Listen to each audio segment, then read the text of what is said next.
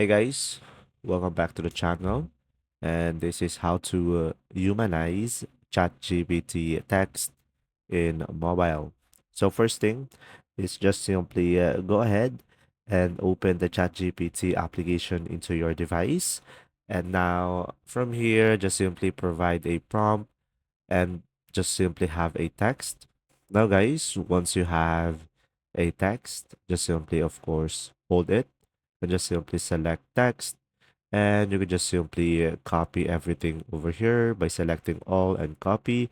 And now just simply go to your Google Chrome or any web browser and just simply search over here undetectable.ai. Now guys, once you are here, you can just simply select AI humanizer, and you just simply paste your text over here.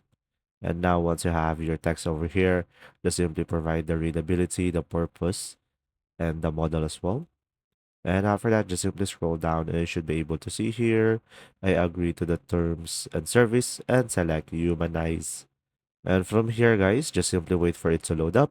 And as you can see from here, you can just simply copy the output, and this will be less human, and this will pass the AI test. There you go. See ya.